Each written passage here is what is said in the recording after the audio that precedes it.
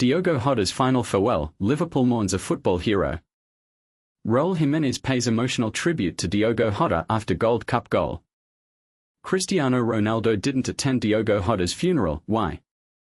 Raúl Jimenez's heartfelt tribute to Diogo Jota after scoring for Mexico. Diogo Jota's final farewell, Liverpool mourns a football hero. The soccer world stands still in grief as Liverpool star Diogo Jota is laid to rest, but the heartbreaking details of his final days reveal a tragedy that cuts even deeper than fans realise. On July 5, 2025, Liverpool captain Virgil van Dijk and teammates gathered in Gondomar, Portugal, to bid farewell to Diogo Jota and his brother, André Silva, after a devastating car crash in Spain's Zamora province claimed their lives. The brothers were travelling in a Lamborghini when the vehicle reportedly lost control due to a tyre blowout, a moment that erased a future brimming with promise. Here's what makes this loss so gut-wrenching. Jota, just 28 years old, had married his childhood sweetheart, Raúl, a mere 11 days before the accident. The couple left behind 3 young children, amplifying the tragedy. Meanwhile, André Silva, also a professional footballer, was in the prime of his career. The funeral at a Greyhound Matriz de Gondomar was a scene of raw emotion. Church bells echoed as mourners trailed behind the brothers' coffins. Van Dijk carried a floral tribute shaped like Liverpool's iconic red jersey, adorned with Jota's number 20 in white flowers. Teammate Andy Robertson, who had last seen Jota at his wedding, held a similar arrangement for Silva, featuring the number 30. But here's where the weight of this loss truly hits. Jota wasn't just a player, he was a defining force in Liverpool's historic 20th league title win just months earlier. He also helped Portugal clinch the 2025 Nations League. His absence leaves a void that transcends the sport. Controversy lingers, though. Spanish authorities are investigating whether speeding played a role in the crash. Could this have been prevented? The question hangs heavy as fans worldwide grapple with the senselessness of it all. Meanwhile, tributes poured in from every corner of the globe. At a Chelsea match, Portugal teammate Pedro Neto walked onto the pitch clutching a jersey bearing the brothers' names. That same night, Oasis honoured Jota during their reunion tour in Cardiff, projecting his Liverpool jersey on screen during Live Forever, a song now hauntingly ironic. Cristiano Ronaldo's Instagram post captured the disbelief, "Doesn't make any sense. Just now we were together in the national team, just now you were married." As the soccer community mourns, one uncomfortable truth emerges: fame and talent offer no shield against fate. Jota's legacy is secure, but at what cost? What do you think? Should high-performance cars come with stricter regulations for athletes? Or is this simply an unforeseeable tragedy?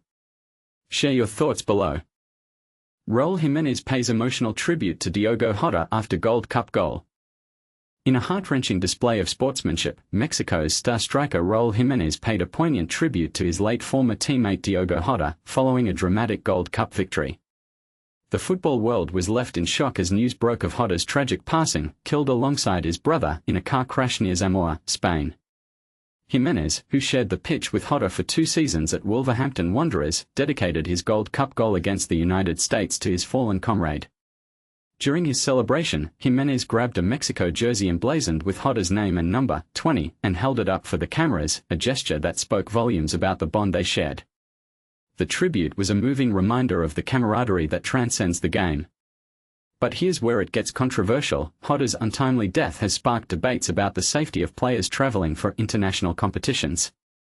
And this is the part most people miss: how do we balance the excitement of international tournaments with the risks players face?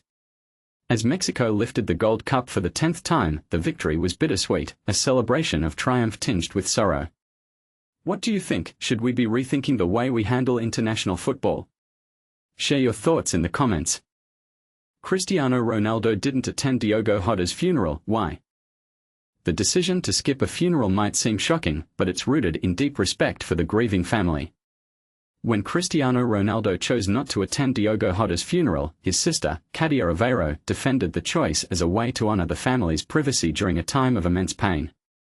This moment sparked a heated debate about the balance between public figures' obligations and the sanctity of personal loss.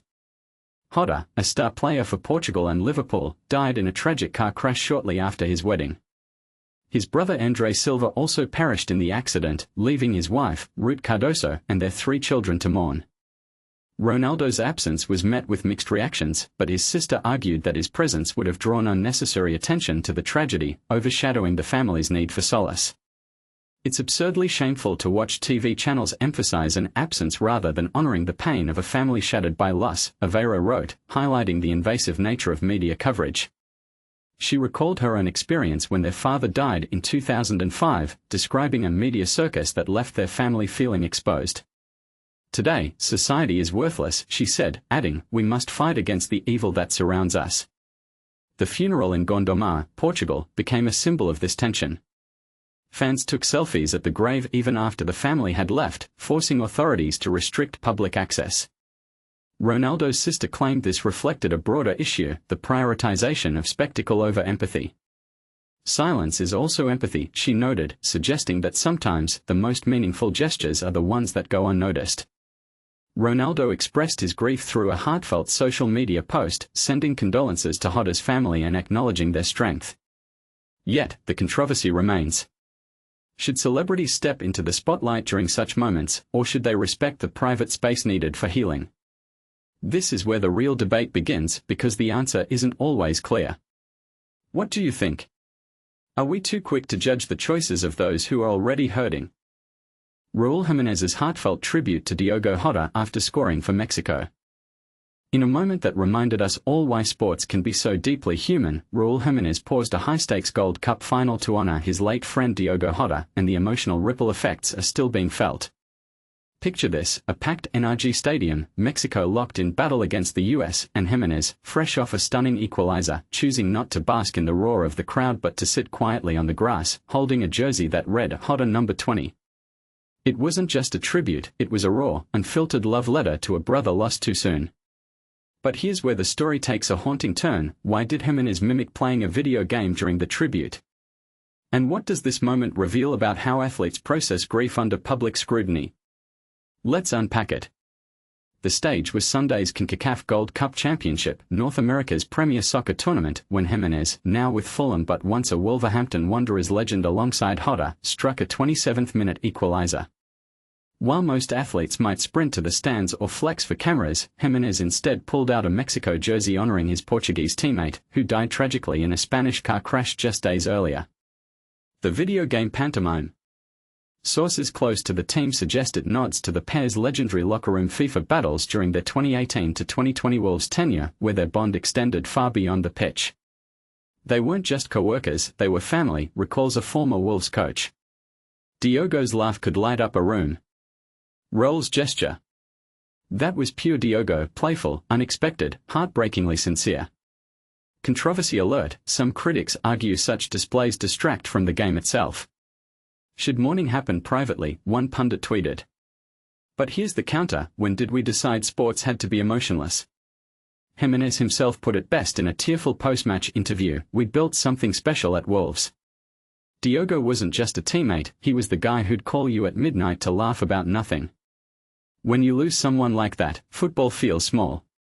But this tiny tribute. It's all I had left to say, thank you. His words echo a universal truth: grief doesn't care about schedules or stadiums. Meanwhile, the game continued. Chris Richards had given the US an early lead with a thunderous header, proving this wasn't just a story about loss but also resilience. Yet the real conversation starter remains Jimenez's choice to intertwine personal tragedy with professional duty. Is it appropriate? Powerful? Exploitative? We want your take. Drop your thoughts in the comments, but remember, behind every jersey number is a human story we might never fully know. And isn't that what makes sports' intersection with life so ace? Diogo Jota's final farewell, Liverpool